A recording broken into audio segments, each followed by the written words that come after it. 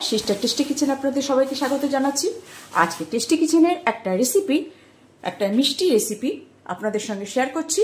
সেটা হচ্ছে একটা নারকল দিয়ে একটা মিষ্টি, সেটা আর কি আপনাদের সঙ্গে শেয়ার করছি। এখানে আমি দুধ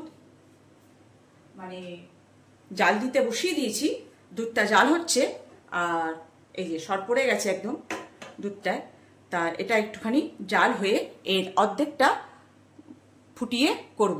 এর মধ্যে এবার দিয়ে দেবো চিনি। ফুটছে তো, এর মধ্যে দুধটার মধ্যে দিয়ে দেবো এবার চিনি।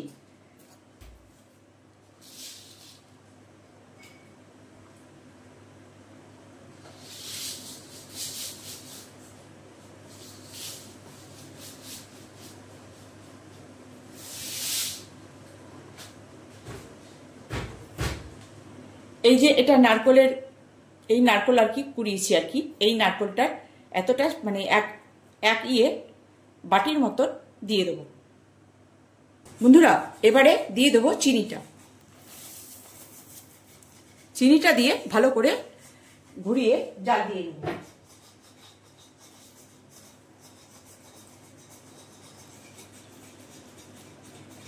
এই দুধের সঙ্গে চিনিটা এবার ফুটবে। দিয়ে দিচ্ছি বন্ধুরা একটু সুগন্ধের জন্য এলাচ গুঁড়ো। এটা দিয়ে দুধটা ভালো করে ফুটে যাবে।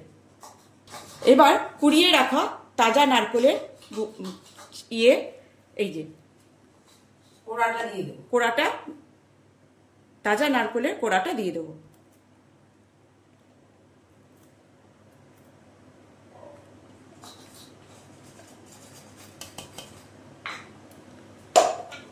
এবার এটা দিয়ে ভালো মতন একটু এখানে পুরো একটা গোটা নারকেলের কোড়ানো আছে।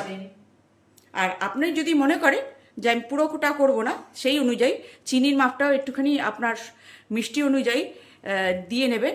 আর আমার এখানে একটা পুরো নারকেল আছে আর কি বন্ধুরা। এখানে নারকেলটা গ্রাইন্ড করে নিয়েছি এই কারণে, একটু সফট হওয়ার জন্য। নারকেল কোড়ালে একটুখানি খচখচে ভাব থাকে, কিন্তু একটু গ্রাইন্ড করে নিয়েছি বলে দেখুন আর একটু ময়মের মতন হয়ে গেছে, সুন্দর বন্ধুরা। ঠিক এই যে কতটা দুধ ছিল, ঠিক এরকম করতে করতে এরকম এমনটাই করব, একটা ডোয়ের মতন এসে যাবে। জাল দিতে দিতে হয়ে যাবে বন্ধুরা। এই যে ডোটা এবার এটা নাবিয়ে নেব, কেন কি এটা নাবিয়ে ঠান্ডা করব বন্ধুরা। এই যে থিকনেসটা, এই যে মিষ্টি যে বানাবো একদম একদম একদম একদম একদম সফট। তো দিলেই গলে যাবে, হ্যাঁ মুখে দিলেই যাতে গলে যায়। আরে তো এখানে আমি একটুখানি এটাকে সুন্দর দেখার জন্য একটু ফুড কালার দেব। এটা দুটো ভাগে ভাগ করে নিয়েছি, এটা একটা কালার দেবো আর এটা একটা কালার দেবো। তো দেখছি এখানে দেবো পিঙ্ক আর এটাই দেবো সবুজ পিস্তা কালার বন্ধুরা। এই যে কেমন লাগছে, এটা কিন্তু পিঙ্ক, ঠিক আছে? কেমন লাগছে, ভালো লাগছে তো? এতে এবারে এটা একটুখানি ফ্রিজ আপ করে রাখবো, রোল করে দিয়েছি, ফ্রিজ আপ করে রাখবো বন্ধুরা। এই একটা কালার করলাম, হালকা পেস্তা কালার, ঠিক আছে? একটা পেস্তার কালার। আর এটা চটকে মেখেছি বলে একদম মুখে দিলে একদম গলিয়ে যাবে। এবার এটাকে ডো করে ওই আগেরটার মতন ফ্রিজ আপ করে দেবো। এই ফ্রিজ আপ করবো 2 থেকে 3 ঘন্টা। তো তখন আমি দেখাবো, আচ্ছা রোলটা করে দেখাচ্ছি যে কেরম করে রোল করে দিচ্ছি বন্ধুরা।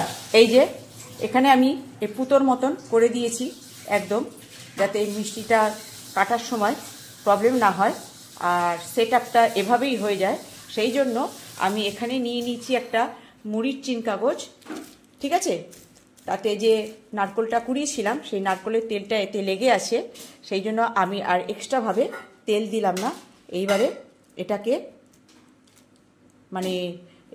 কিরম করে মোড়াবো, এরকম করে জাস্ট এরকম করে সুন্দর করে সেট আপ করে নিলাম। তারপরে এটাকে আস্তে আস্তে চেপে এরকম করে একটা রোলের আকার দিয়ে দিলাম। এই যে পুরো রোল টাইপ হয়ে গেল। এবার এটাকে আমি ফ্রিজ আপ করে রাখবো 3 থেকে 4 ঘন্টা, তাহলে পরে সুন্দরভাবে সেট হয়ে যাবে। আর যখন আমি এটাকে মানে মিষ্টির সাইজ দেবো, কাটতে আমার অসুবিধে হবে না আর কি, সুন্দর সেট আপ হয়ে যাবে। বন্ধুরা, এই যে আমি এটাকে সেট করার জন্য আমি ঢুকিয়ে দিচ্ছি ফ্রিজে। যখন আমি এটা খুলে দেখব 3-4 ঘন্টা লাগবে, সেই জন্য তখন আমি দেখিয়ে দেবো কাটিং করে যে আমার মিষ্টিটা কেমন হয়েছে। তো এখন আমি এটা ফ্রিজ আপ করছি। তো বন্ধুরা, এটা একটা সামান্য রেসিপি, আপনারাও বানিয়ে এরকম ধরনের মিষ্টি বানিয়ে ঘরেও আপনারা নানা পুজোর সময় ঠাকুরকেও আপনারা ভোগ চড়াতে পারবেন। আর কোনো অকেশনালি বাড়িতেও কেউ আত্মীয় স্বজন আসলো, তখনও আপনারা এটা করে তাদেরকে খাওয়াতে পারেন বা পরিবেশন করতে পারেন। তারা মানে নিজের ঘরের পরিবারের লোকও বাহ করবে। আর বাড়ি থেকে কেউ যদি এসে ধরতে পারবে না যে কী মিষ্টি দিচ্ছেন আপনি, যতক্ষণ না সে মুখে দিচ্ছে।